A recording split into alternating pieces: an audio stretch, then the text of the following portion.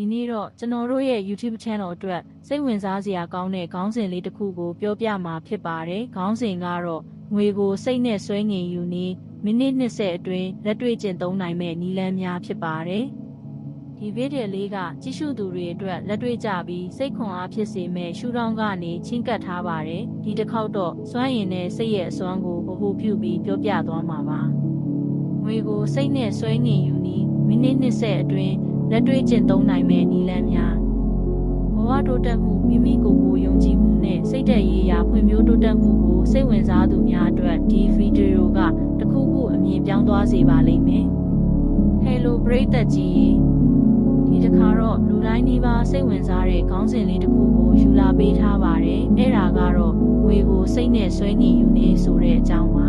။တချို့ဆိုရင်ဒါဟာမော်ဆန်နဲ့လက်တွေ့မကျဘူးလို့ထင်နိုင်ပါတယ်။ဒါပေမဲ့ဒီနေ့ပြောမယ့်နည်းလမ်းတွေကသင်ထင်သလောက်မခက်ပါဘူး။သိပ္ပံနီးကြတဲ့ရှုထောင့်ကနေစိတ်ပညာရှုထောင့်ကနေချင်းကပ်ပြီးလက်တွေ့ကျကျပြောပြသွားမှာပါ။ဒီဗီဒီယိုကိုအဆုံးထိကြည့်ပြီးရင်ငွေကြေးနဲ့ပတ်သက်တဲ့သင်ရဲ့အတွေးခေါ်တွေဘယ်လိုပြောင်းလဲသွားလဲဆိုတာသိလာပါလိမ့်မယ်။ဒီတော့စလိုက်ကြရအောင်။အပိုင်းတစ်စိတ်နဲ့စွမ်းရည်ဆိုတာဘာလဲငွေကြေးနဲ့ဘယ်လိုဆက်ဆက်နေလဲပထမဆုံးအနေနဲ့ကျွန်တော်တို့နားလည်ထားရမှာကစိတ်ဟာစွမ်းရည်တစ်မျိုးဆိုတာပါပဲသင်စဉ်းစားသမျှခံစားသမျှဟာလှိုင်းနှုန်းတစ်ခုကိုထုတ်လွှင့်နေပါတယ်ကြောက်ရွံ့မှုပူပန်မှုတွေကနှိမ့်တဲ့လှိုင်းနှုန်းကိုထုတ်လွှင့်ပြီးယုံကြည်မှုကျေးဇူးတင်မှုချစ်ချင်းမေတ္တာတွေကမြင့်မားတဲ့လှိုင်းနှုန်းကိုထုတ်လွှင့်တတ်ကြပါတယ်ငွေကြေးဆိုတာကလည်းစွမ်းရည်တစ်မျိုးပါပဲလဲလှယ်တဲ့စွမ်းရည်လို့တောင်ပြောလို့ရပါတယ်ဒီတော့စွမ်းရည်ချင်းတူရာကိုပဲဆွဲဆောင်တတ်တဲ့သဘောရှိပါတယ်သင်မှာငွေကြေးပြည့်စုံမှုကိုခံစားနိုင်တဲ့မြင့်မားတဲ့စွမ်းရည်လိုင်းနှုန်းရှိနေရင်အဲ့ဒီစွမ်းရည်နဲ့တူတဲ့အခွင့်အလမ်းတွေလူတွေငွေကြေးတွေကိုသင်ဆွဲဆောင်နိုင်မှာပါ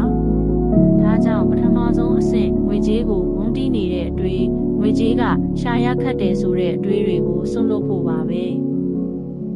အပိုင်းနှစ်ငွေကြေးနဲ့ပတ်သက်တဲ့အတွေးခေါ်ဟောင်းများကိုရှင်းလင်းခြင်းလူအများစုမှာငွေကြေးနဲ့ပတ်သက်ရင်မသိစိတ်က program လုပ်ထားခံရတဲ့အတွေးတွေရှိတတ်ပါတယ်ဥပမာငွေဆိုတာရှာရခတ်တယ်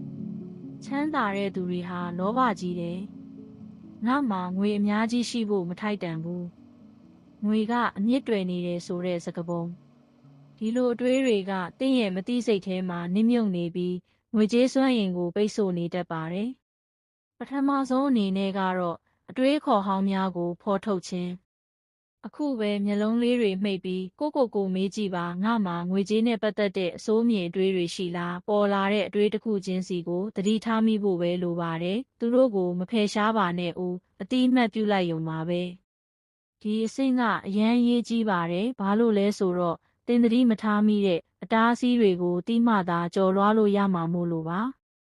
အပိုင်း3စိတ်ဖြင့်ငွေကိုဆွဲဆောင်ခြင်းအဓိကကျတဲ့အချက်ဖြစ်ပါတယ်။ကဲဒီတခါတော့လက်တွေ့ကျင့်သုံးရမယ့်အဆင့်တွေကိုရောက်လာပါပြီ။ဒီနေရာမှာကျွန်တော်တို့ visualization technique ကိုအသုံးပြုမှာပါ။လေ့ကျင့်ခန်း5မိနစ်စိတ်ကူးပုံဖော်ခြင်း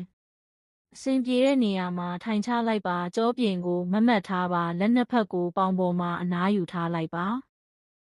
အသက်ရှူလေ့ကျင့်ခန်းမျက်လုံးမိတ်ပြီးနှာခေါင်းနဲ့ဖြည်းဖြည်းချင်းအသက်ရှူသွင်းပါလေကိုဗိုက်ထဲထိပို့ပေးလိုက်ပါပြီးရင်ဖြည်းဖြည်းချင်းရှူထုတ်ပါ3ကြိမ်လောက်လုပ်ပေးပါစိတ်ကိုငြိမ်သက်အောင်ထားပါငွေကြေးပြည့်စုံမှုကိုခံစားခြင်းအခုသင်ဟာငွေကြေးအရလုံလောက်ယုံမကပြည့်စုံနေတယ်လို့စိတ်ကူးကြည့်ပါသင်ရဲ့ဘဏ်အကောင့်ထဲမှာသင်လိုချင်တဲ့ပမာဏရှိနေပြီလို့မြင်အောင်ကြည့်ပါအဲ့ဒီငွေကိုကြည့်ပြီးသင်ခံစားရတဲ့ပီတိလုံခြုံမှုကိုအပြည့်အဝခံစားကြည့်ပါ3အသေးစိတ်မြင်အောင်ခြင်းတင်ရန်လိုချင်တဲ့အရာတစ်ခုကိုစိတ်ကူးကြည့်ပါဥပမာအိမ်အသစ်ကားအသစ်ခရီးထွက်တာအဲ့ဒီအိမ်အသစ်ရဲ့တကားလက်ကင်ကိုတင်ကင်ထားတယ်အဲ့ဒီကားသစ်လေးရဲ့အနံ့ကိုရှူနေတယ်ခရီးထွက်ရင်လေငင်းခံနေရတဲ့ခံစားချက်ကိုအပြည့်အဝခံစားကြည့်ပါအယမ်းပျော်နေတဲ့သင်မျက်နှာကိုမြင်အောင်ကြည့်ရမှာဖြစ်ပါတယ်ကျေးဇူးတင်ခြင်းဒီအရာအလုံးအတွက်ကျေးဇူးတင်ကြောင်းခံစားလိုက်ပါစကြဝဠာကိုဒါမှမဟုတ်တင်ယုံကြည်ရာကိုကျေးဇူးတင်စကားဆိုပါဒီငွေကြေးတွေဟာတင့်စီလွယ်ကူစွာရောက်ရှိလာတဲ့အတွက်ကျေးဇူးတင်ပါတယ်လို့နှလုံးသားနဲ့ခံစားပါဒီလေ့ကျင့်ခန်းကိုနေ့စဉ်အနည်းဆုံး5မိနစ်လောက်လုပ်ပေးဖို့အရန်အရေးကြီးပါတယ်ဒါဟာတင့်ရဲ့စွမ်းရည်လိုင်းနှုန်းကိုမြင့်တင်ပေးပြီးငွေကြေးစွမ်းရည်နဲ့လိုက်ဖက်အောင်လုပ်ပေးတာပါ အပိုင်း၄လက်တွေ့ဘဝမှာဘလို့အလုပ်လုပ်မလဲဒီနေရာမှာသတိထားရမှာကစိတ်နဲ့ဆွဲဆောင်နေဆိုတာအိမ်မှာထိုင်ယုံနဲ့ငွေတွေကြွေကြလာမယ်လို့မဆိုလိုပါဘူးဒီနီးလန်းကတင်းရဲ့မျက်လုံးတွေကိုဖွင့်ပေးလိုက်တာပါရှေ့မှာရှိနေတဲ့အခွင့်အလမ်းတွေကိုသိမြင်လာလိမ့်မယ်တင်းရဲ့စိတ်ကူးကောင်းတွေကိုလက်တွေ့အကောင့်ထဲပေါ်ဖို့တတိတွေရှိလာလိမ့်မယ်ငွေကြေးအခွင့်အလမ်းတွေကိုပိုပြီးစုပ်ကိုင်မိလာလိမ့်မယ်ဥပမာတင်ဟာလုပ်ငန်းရှင်တယောက်ဆိုရင်ဖောက်တဲ့အသစ်တွေဘလို့ရှာရမလဲဆိုတဲ့စိတ်ကူးကောင်းတွေပေါ်လာမယ်။အလုပ်ခွင်မှာဆိုရင်ယာရုတိုးဖို့ဒါမှမဟုတ်လစာပိုကောင်းတဲ့အလုပ်တစ်ခုစီကိုလမ်းကြောင်းပေါ်လာလိမ့်မယ်။ရင်းနှီးမြှုပ်နှံမှုဆိုင်ရာအသိပညာတွေပိုရှာဖတ်မိလာမယ်။အဓိကတင်ဟာစွမ်းရည်မြင့်မားတဲ့လှိုင်းနှုန်းပေါ်ရောက်နေတဲ့အခါတင်ရဲ့ဆုံးဖြတ်ချက်တွေလှုပ်ဆောင်ချက်တွေဟာငွေကြေးနဲ့ပိုမိုကိုက်ညီတဲ့လမ်းကြောင်းပေါ်ရောက်သွားတတ်ပါတယ်။ဒီတော့ပရိသတ်ကြီးရေအခုပြောပြခဲ့တာတွေကိုပြန်ချုပ်ပြီးမှတ်မိအောင်ပြောရမယ်ဆိုရင်ငွေကြေးနဲ့ပတ်သက်တဲ့တင့်ရဲ့အတွေးခေါ်ဟောင်းတွေကိုအတိအမှတ်ပြုပါနေ့စဉ်စိတ်ကူးပုံဖော်ခြင်း visualization ကို9မိနစ်ခန့်လေ့ကျင့်ပါငွေကြေးပြည့်စုံမှုကိုခံစားပါ3ကျေးဇူးတင်စိတ်ကိုအမြဲထားပါ4ရပြီးရင်လက်တွေ့ကဘာမှာပေါ်လာတဲ့အခွင့်အလမ်းတွေကိုလက်လွတ်မခံဘဲလှုပ်ဆောင်ပါဒါဟာတညာရဲနဲ့ဖြစ်လာမဲ့အရာမဟုတ်ပေမဲ့တသမတ်သေးလေ့ကျင့်မယ်ဆိုရင်တင်းဘဝမှာအံ့ဩစရာကောင်းတဲ့အပြောင်းလဲတွေစတင်မြင်တွေ့လာမှာပါဒီဗီဒီယိုလေးကိုကြည့်ရှုတဲ့အတွက်ကျေးဇူးအများကြီးတင်ပါတယ်ဒီနီးလန်းကိုစမ်းကြည့်ဖြစ်ခဲ့ရင်အောက်ကကွန်မန့်မှာလာရောက်မျှဝေပေးဖို့မမေ့နဲ့နော်နောက်လာမဲ့ဗီဒီယိုကောင်းလေးတွေကိုစောင့်ကြည့်ခြင်းရင် channel ကို subscribe လုပ်ထားဖို့လည်းသတိပေးချင်ပါတယ်အားလုံးပဲကိုလိုချင်တဲ့ငွေကြေးတွေအလွယ်တကူရရှိကြပါစေနောက်တစ်ခါဗီဒီယိုမှာပြန်ဆောင်ကြပါမယ်အားလုံးကိုစိတ်နှစ်ဖြာချမ်းသာကြပါစေ